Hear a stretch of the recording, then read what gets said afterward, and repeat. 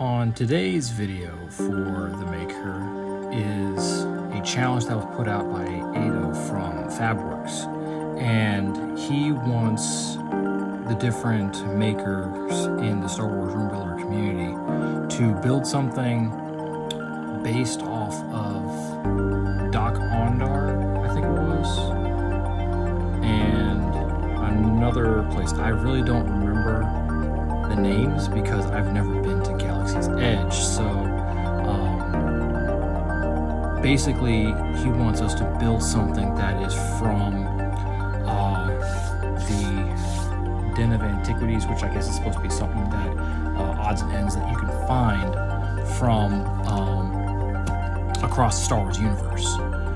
And the other one is anything that's lightsaber related. And I thought this would be a good opportunity that, I mean, if you're going to do something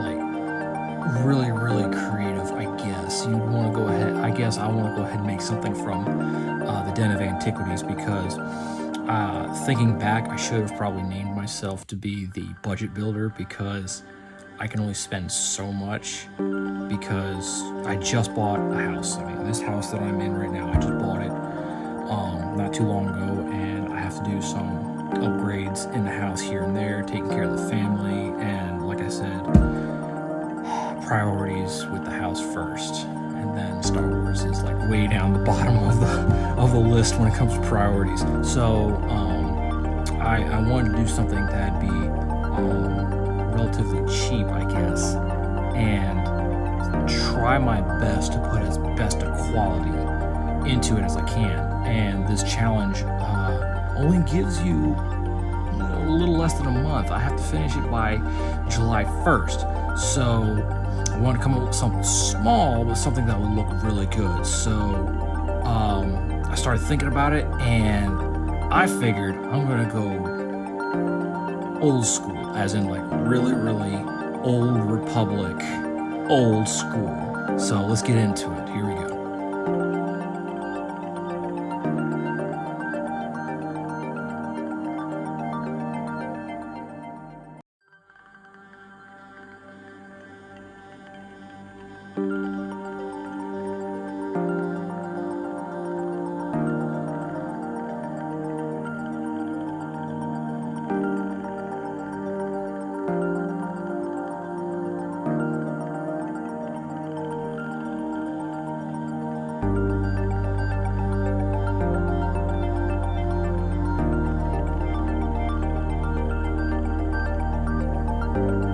So I am drawing out what I need for the Holocron. Now that we know what we're building,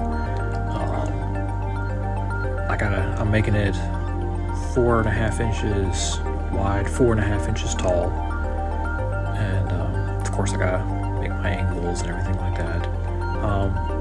I had some ideas as to what I was wanting to do, and for lack of time and planning, I wasn't able to go ahead and make it where the top and the corners rotated. I might do that in another build at some point. But you know, it was still a really cool the way it turned out. The one thing that I did do as well is that I cut everything out by hand, because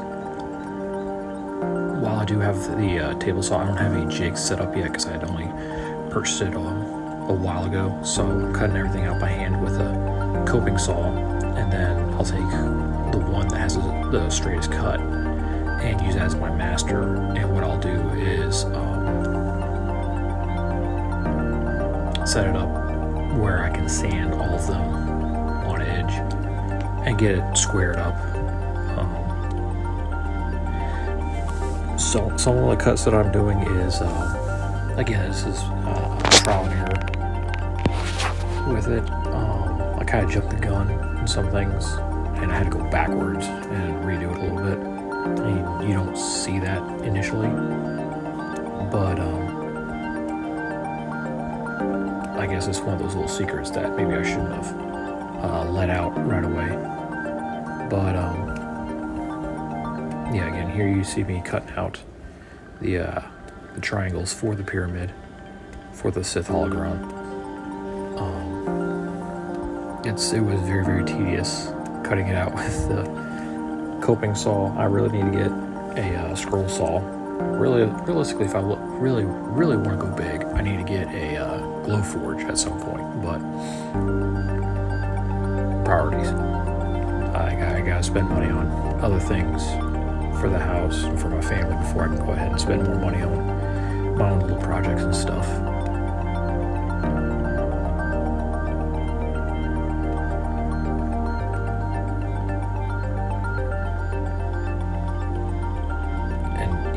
See in the background, my garage is very, very cluttered. I'm putting down gladiator tiles for the garage, and it takes up a lot of space, but I'll get it all organized at some point. And I'm just super excited. I've been wanting to have a house for the longest time, and finally got one, and I got so many different ideas in my head for what I want to do around the house, and that it's hard to focus on one, if you will. So I got so many different ones going on. Oh, and this is my failed attempt at trying to use the Dremel tool to go ahead and cut out the piece. And I used the wrong one because I've never used it before and wore it way down further than what I should have.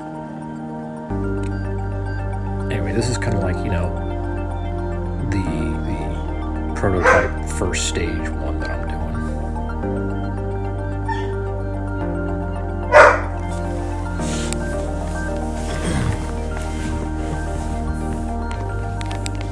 And here you can see that I got them clamped together to where I'm going to go ahead and sand the edges flat.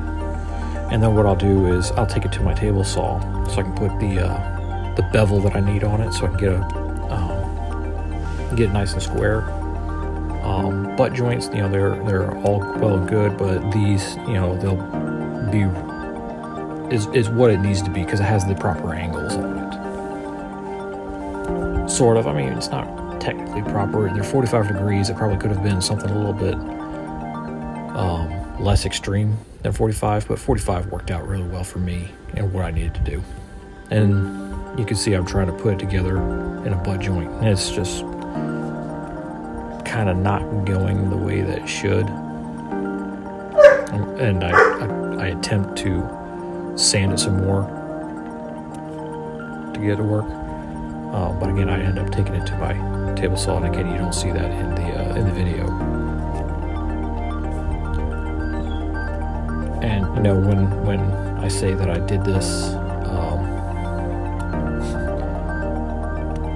to where I cut out the angles on my table saw, well, I had to come back and redo my side pieces, and I probably could have cut them out on the table saw to get a nice straight cut instead of using the coping saw. But at that point, I already had my jig set up for the angles that I needed for the pyramid, and I didn't want to reset that all over again. So I just went ahead and did it again the same way I did with the coping saw, and then make my bevel cuts, and then cut out the interior sections where the acrylic ended up going. And of course, sanding is always fun. I can do better on larger products on sanding than I do on smaller ones for some reason. Of course, with being a cabinet maker, woodworker, I guess it's easier for me to do it on bigger items than it is smaller items.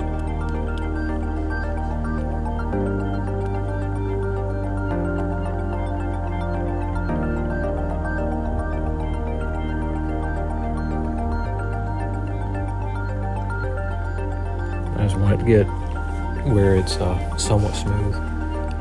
Don't want it too smooth because I want it to be kind of rough looking anyway, since my backstory on this thing is that it is from the Sith War with Exar Kun, and him putting his spirit, if you will, into this particular holocron is what I was looking to do.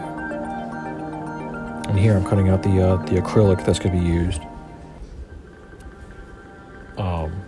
Again, I'm using my coping saw again because that's just what I'm doing.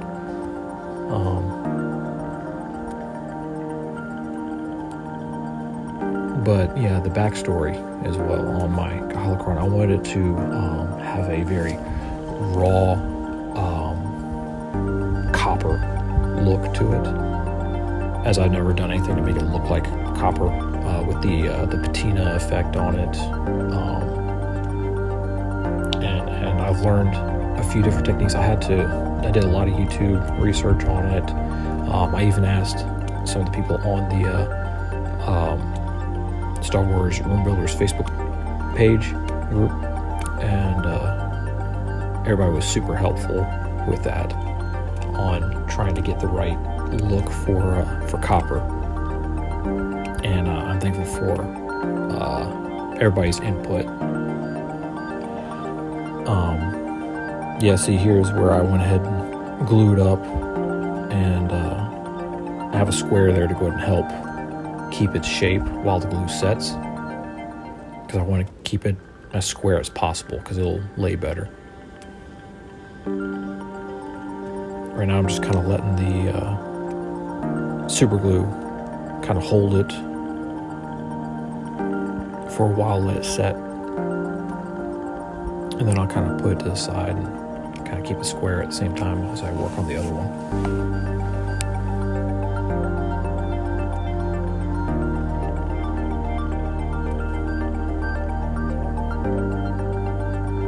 I have a lot more, I guess, backstory for the Holocron, as far as like how it was found, and how Doc Ondar found it, or how I acquired it and stuff like that. And I sent it to I can't remember his name, but his YouTube channel is the Outer Rim, and I think it's Jamie Dull, if I remember right. But anyway, he has the full backstory that I needed to submit for it. Part of it I did an actual Indiana Jones reference in it to go ahead and kind of help out with the story. I thought it was kind of fun, where he was helping me to find the Holocron. Right here, I'm doing a technique that I learned from. I don't know his name. I'm still learning everybody else's names on the YouTube channels and such. But the guy over at Van Oaks Props, he did a video on making something look like it's metal, and this is one of his techniques that he used. I might have used it in a wrong way, but I thought it looked really cool to have that nice raw effect. And he used glue on wood and then sprinkled coffee grounds on it. And that's what I'm doing right now, is using my wife's coffee grounds. I don't drink coffee. That's my wife's gig. So I'm using her old coffee grounds to sprinkle on this to give it that rough texture that I want.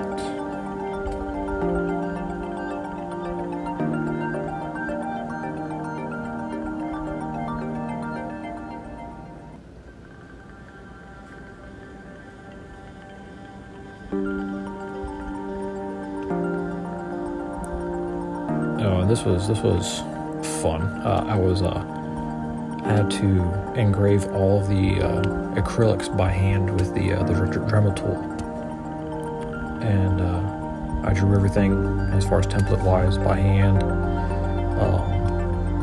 Not all of it looks the same, but again, it adds that rawness to it, I guess, that I wanted.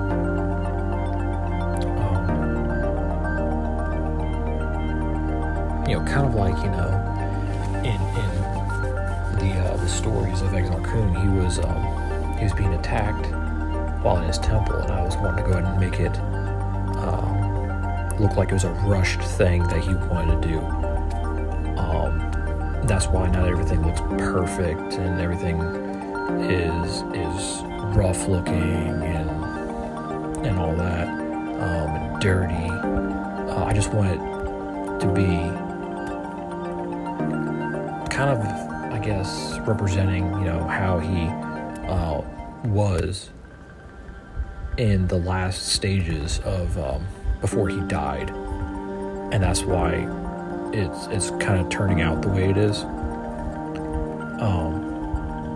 I think that he's a fantastic character as far as like his journey and descent into the dark side. And I don't know, I think it's just something that really I would love to see explored in a video format. I don't know, or even a video game would be pretty cool. And this part right here is really tedious, is trying to go and peel off all that paper after doing all that engraving, because you got these little bits that want to stick to the darn acrylic. And I missed a few spots.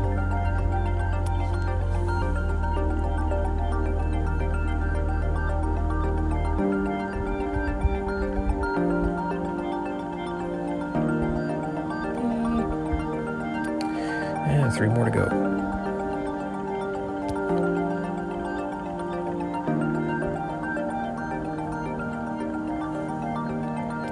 And this is the copper paint that I'm spraying on. I'd already primed it. Just spraying a little bit of the copper on there. And it's very, very bright. And I do end up diluting it with a little bit of like a gunmetal styled spray paint to kind of tone it down, and then give it a little bit of black wash to a degree. And right here I'm painting all the little engraving pieces because it doesn't show up so very well when I go ahead and use my diffuser. Now the again, I thought about, what if I changed my name to the Budget Builder, because I'm so cheap right now in my builds. I used cotton balls as my light diffuser, and the thing that's really cool about using the cotton balls, when I put them in there and the light shining through it, it looks like smoke kind of swirling on the inside, which to me makes it look like his actual spirit is inside the holocron. I don't know if any of you have ever read the books by Kevin J. Anderson, which was the Jedi Academy trilogy. But in it had Exar Kun, and he was, I think, if I remember correctly, one of his holocrons were discovered by a Jedi in training by the name of Kip Duron. And this is kind of what inspired me to go ahead and make this, but I wanted to make one that was undiscovered. Like, his spirit was supposedly destroyed, if you will, during the events of the Jedi Academy books, which are now considered legends. But I wanted to have this one that was like deep, deep, deep within the Masasi temples on Yavin 4. I wanted to like have a super shroud of mystery behind this thing, kind of thing. And that's where I think the cotton balls added a nice effect of adding his spirit into the holocron. And this painting right here is very, very tedious, because I have 4 of them that I have to paint, and there are a lot of etchings that I have to go ahead and make sure I fill in properly to a degree. Again, I want it to look kind of rushed, but I don't want it to look too rushed where it looks sloppy at the same time, you know what I mean?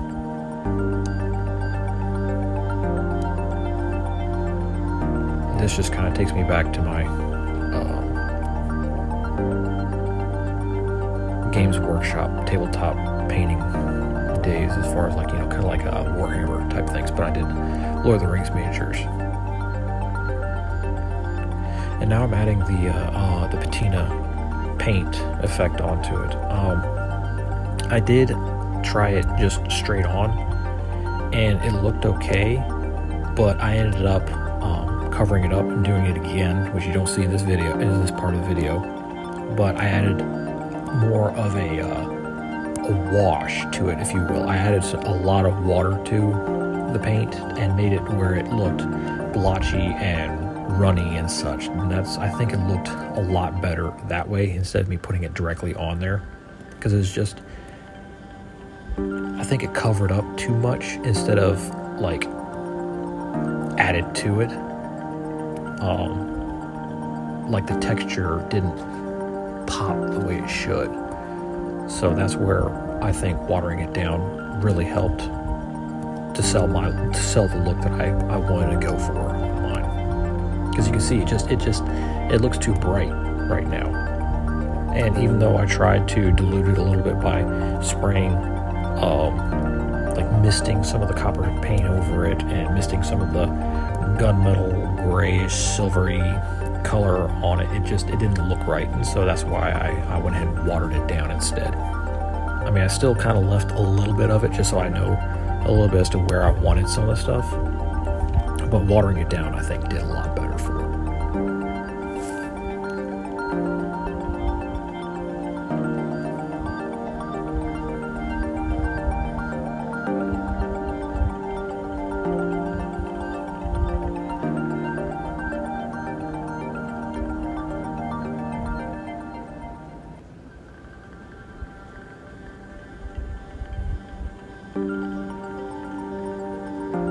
Okay, and right here I am tracing out the bottom for the Holocron. That's where I'm going to end up putting my, I end up getting a puck light, because again, I'm not well versed yet in LEDs.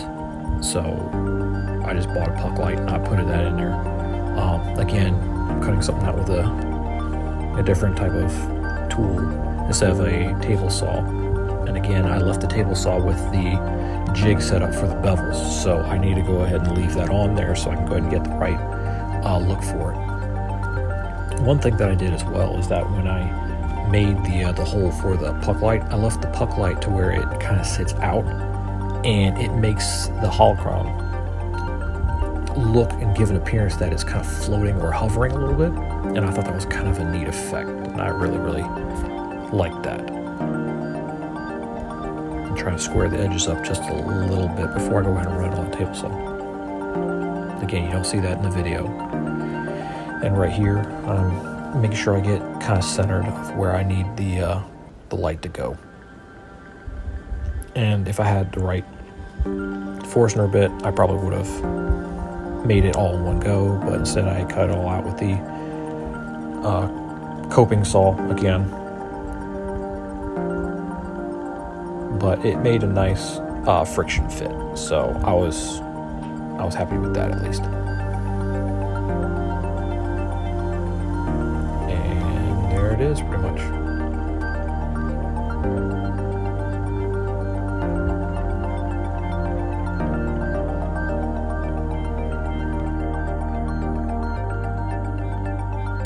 Well, I hope you've enjoyed watching me build my Sith Holocron right here for the infamous Exar Kun. It was a very challenging build, but very fun build at the same time. I think I enjoyed it the most because of the vision that I had behind it, and also just the new techniques that I've learned while making this thing. It was really kind of fun, just figuring it out along the way. I know it's not perfect, but then again, I wanted it to be kind of in a raw state as well. The other thing is that you probably hadn't noticed, but I try to make it look like it levitates a little bit by having a puck light underneath of it. So when I set it on a table, it actually kind of looks like it floats, which is a really cool feature. But anyway, I hope you enjoyed it. If you did, leave a comment, a like, and if you like the videos that I've been putting out, subscribe to it, and we'll see you on the next build. Take care.